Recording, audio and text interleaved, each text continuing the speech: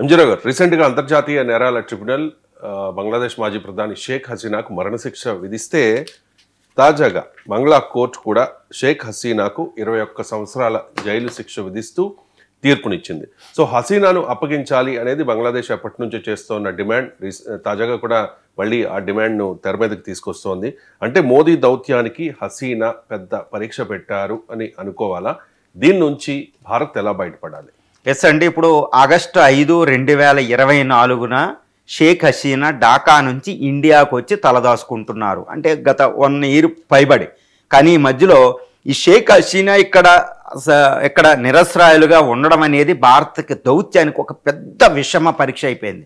ఎందుకంటే ఇప్పుడు Afghanistan court, Afghanistan criminal tribunal ఒకటి, ఇంటర్నేషనల్ క్రైమ్ ట్రిబ్యునల్లో ఈవిడికి మరణశిక్ష ఒకటి విధించింది. నిన్నటికి నిన్న ఈవిడికి ఇంకొక 21 సంవత్సరాల జైలు శిక్ష కూడా విధించింది. ఎందుకంటే 3 కరప్షన్ కేసెస్కి సంబంధించి అంటే 21 సంవత్సరాల జైలు శిక్ష విధించడం జరిగింది, మరణ శిక్ష విధించడం జరిగింది. కాబట్టి అంతర్జాతీయ చట్టాలకు అనుకూలంగా బంగ్లాదేశ్ మధ్య ఉన్న ఒక చట్టం, ఎక్స్ట్రడిషన్ ట్రీటీ, నేరస్తుల పరస్పర అప్పగింత ఒప్పందం ప్రకారం ఇండియా షేక్ హసీనాని ఢాకాకు అప్పజెప్పాలి, యూనస్ ప్రభుత్వానికి అప్పజెప్పాలి. ఇండియా దీన్ని ఏమంటుంది? MEA, minister of external affairs యొక్క ప్రతినిధి ఏమంటున్నారు? ఇప్పుడు బంగ్లాదేశ్ మమ్మల్ని అఫీషియల్గా షేక్ హసీనాని అప్పగించమని వేడుకుంది, రిక్వెస్ట్ చేసింది. కాబట్టి మేము దీన్ని పరిశీలిస్తున్నాం సీరియస్గా అని చెప్పడం జరిగింది. అంటే ఏంటి? ఇండియా షేక్ హసీనాని ఢాకాకు అప్పగిస్తుందా, అప్పగించదా అనేది ఒక పెద్ద ప్రశ్న అండి ఇప్పుడు. కానీ భారతదేశం చాలా పెద్ద పరీక్షను ఎదుర్కొంటుంది. ఎందుకంటే ఒకవేళ షేక్ హసీనాని ఢాకాకు అప్పజెప్పకపోతే ఇండియాని ప్రపంచం ముందు నేరస్తులుగా నిలబెడుతుంది బంగ్లాదేశ్. దీనివల్ల భారతదేశానికి అంత నష్టం ఏం లేదు, ఎందుకంటే ప్రపంచం అంతా నమ్మిద్ది. కానీ భారతదేశానికి ఒక తీవ్ర నష్టం రాబోతుంది. ఏంటి అంటే ఇప్పుడు బంగ్లాదేశ్ ప్రజలు భారతదేశానికి శత్రువులు కాదు, బంగ్లాదేశ్లో ఉన్న యాంటీ ఇండియన్ ఫోర్సెస్ ఇండియాకి శత్రువులు. గుర్తుపెట్టుకోవాలి, బంగ్లాదేశ్ ప్రజలు బెంగాలీ ప్రజలకి బెంగాలీ లాంగ్వేజ్ షేర్ చేసుకుంటూ వాళ్ళు ఎప్పుడూ భారతదేశానికి శత్రువులు కాదు. సుమారు 18 కోట్ల మంది బంగ్లాదేశ్ ప్రజలు. కానీ యాంటీ ఇండియన్ ఫోర్సెస్ ఉన్నాయి, భారత వ్యతిరేక శక్తులు బంగ్లాదేశ్లో తిష్ట వేస్తున్న. అదే యూనస్, అక్కడ ఆర్మీ, ఇలాంటి వాళ్ళు, కొన్ని ఇస్లామిక్ పార్టీలు, పాకిస్తాన్ ప్రేరేపిత ఐఎస్ఐ ప్రేరేపిత ఉగ్రవాదులు వీళ్ళు ఉన్నారు. వీళ్ళకు ఒక అస్త్రం దొరికేస్తారన్నమాట. ఇదిగో చూడండి బంగ్లాదేశీయులారా, మీరు భారతదేశం అంటే ఇష్టపడుతూ ఉన్నారు, ఈరోజు షేక్ హసీనాని అక్కడ పెట్టుకుని ఎన్ని చేస్తున్నారని ఒక భూతం కింద చూపిస్తారు. అంటే ఏంటి? భారత వ్యతిరేక శక్తులు స్ట్రెంగ్తన్ అయిపోతాయి అనమాట. అది ఒక ప్రిటెక్స్ట్, ఒక నేపంగా తీసుకుని ఇక భారత వ్యతిరేకత మొదలు పెట్టేస్తారన్నమాట. శాశ్వతంగా బంగ్లాదేశీయుల ప్రజల మధ్య సత్సంబంధాలను దెబ్బతీస్తారు. కాబట్టి ఇండియాకు అది ఒక విషమ పరీక్ష. కాబట్టి ఇండియా ఏం చేయబోతుంది అంటే, నా విశ్లేషణ ప్రకారం ఇప్పుడు జరగబోయేది ఏంటంటే, భారతదేశం ముఖ్యంగా మోడీ ప్రభుత్వం షేక్ హసీనాని బంగ్లాదేశ్కి అప్పగించే పనిలో ఉంది అని నేను చెప్పగలుగుతాను. ఏ విధంగా అంటే, భారతదేశం షేక్ హసీనాని బంగ్లాదేశ్ పంపడం అంటే, ఢాకా పంపడం అంటే ఆవిడని ఉరేయమని అర్థం కాదు, ఆవిడ ఇంకో జైల్లో పెట్టమని అర్థం కాదు. ఆవిడికి పూర్తి రక్షణ, అంతర్జాతీయ చట్టాల ప్రకారం ఆవిడకు ఉండవలసిన రక్షణనిచ్చి ఢాకాకు పంపే అవకాశం ఉంది. వాళ్ళు ఉరిశిక్ష వేస్తే భారత ఆర్మీ కూడా రంగంలో దిగిద్ది. ఎందుకు భారతదేశం షేక్ హసీనాని అప్పగించబోతుంది అంటే, బంగ్లాదేశ్ యూనస్ ప్రభుత్వాన్ని గద్దె దింపడానికి అని చెప్పవచ్చు. ఎందుకంటే వచ్చే సంవత్సరం ఫిబ్రవరిలో ఎలక్షన్స్ ఉన్నాయి. కేవలం 3 నెలల వ్యవధిలో బంగ్లాదేశ్లో ఎన్నికలు జరగబోతున్నాయి. ఈ ఎన్నికల్లో షేక్ హసీనా పార్టీ, ముఖ్యంగా బంగ్లా ముస్లిం లీగ్ పార్టీ, ఈవిడ పార్టీ పార్టిసిపేట్ చేయడానికి లేదు.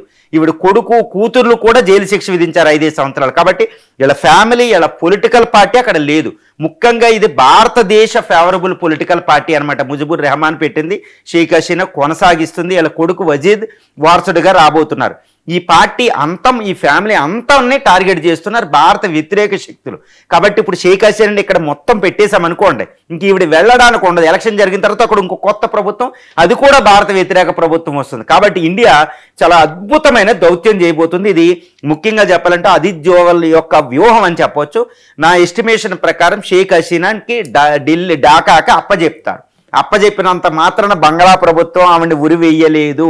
ఎందుకంటే భారతదేశం చాలా పెద్ద శక్తి అండి. ఇటు రష్యా నుంచి, ఇటు చైనా నుంచి, యుఎన్ఓ నుంచి, అమెరికా నుంచి, కొన్ని EU దేశాల నుంచి ఒత్తిడి తీసుకొస్తుంది. ముఖ్యంగా బ్రిక్స్ దేశాల నుంచి బంగ్లా మీద ఒత్తిడి తీసుకొస్తుంది. ఇంకా మళ్ళీ ఫెయిర్ ట్రయల్ చేయండి, పారదర్శకంగా ట్రయల్ చేయమని. అంతే, ఇప్పటికీ అంతర్జాతీయ అమ్నిస్టీ ఇంటర్నేషనల్ దాన్ని తిరస్కరించడం జరిగింది, ఏది ఈ ఉరి శిక్షని. కాబట్టి బంగ్లాదేశ్ ప్రభుత్వం మీద ఒత్తిడి అనేది ఒకటి మొదలవుద్ది. 2, షేక్ హసీనాకు పార్టీ కూడా కోట్లాది మంది ఫాలోవర్స్ ఉన్నారు. అక్కడ ఒక అతిపెద్ద పొలిటికల్ పార్టీ బంగ్లాదేశ్లో షేక్ హసీనా పార్టీయే. కాబట్టి కోట్లాది మంది సపోర్ట్ ఆవిడికి అక్కడ ఉద్యమం కింద మారుతుంది. కాబట్టి వీళ్ళని ఉద్యమాన్ని పక్కన పెట్టడం, జన్జట్ ఉద్యమాన్ని, అంతర్జాతీయ ఒత్తిడిని, అది కూడా భారత దౌత్యాన్ని పక్కన పెట్టి బంగ్లా యూనస్ ప్రభుత్వం ఆవిడ్ని జైల్లో పెట్టడం కాదు కదా, అసలు ఉరి అనేది ఏది కూడా చేయలేని పరిస్థితిని బంగ్లాదేశ్కి భారత్ ఒక పెద్ద, అంటే మన మీద ఒక విషం పరీక్ష బ్రహ్మాస్త్రం పడింది. ఆ బ్రహ్మాస్త్రాన్ని వాళ్ళకి తిప్పి పంపి అదే బ్రహ్మాస్త్రాన్ని వాళ్ళ మీద ఉపయోగిస్తున్నాం. ఒక అద్భుతమైన దౌత్యం. కాబట్టి షేక్ హసీనాకి ప్రాణ ప్రమాదమే వస్తే భారతదేశం డైరెక్ట్గా రంగంలో దిగేంత శక్తి దానికి ఉంది. అంటే ఆర్మీ పరంగా డైరెక్ట్గా వెళ్ళి వార్ చేయరండి, దానికి అక్కడ ఉన్న ఒక అదృశ్యమైన ద్వారా, సైన్యం ద్వారా అద్భుతమైన రక్షణ చక్రం భారతదేశం పెట్టగలదన్నమాట. గుర్తుపెట్టుకోవాలి, ఒక సిఐఏ ఏజెంట్ని పాకిస్తాన్ షెరటాన్ ఢాకా హోటల్లోనే మన ఏజెంట్లు చంపడం జరిగింది. జాక్షన్ అని ఆర్వెల్లి జాక్షన్ అనే సిఐ ఏజెంట్ని గుర్తుపెట్టుకోవాలి. బంగ్లాదేశ్ మొత్తాన్ని మనం కంటికి రెప్పలా షేక్ హసీనా అక్కడ కాపాడదు. దీనివల్ల షేక్ హసీనా పార్టీ వచ్చే ఎలక్షన్లో చాలా కీలక పాత్ర పోషించబోతుంది. ఆవిడే అధికారంలో రాబోతుంది. అంటే షేక్ హసీనాని బంగ్లాకి అప్పజెప్పుతాం.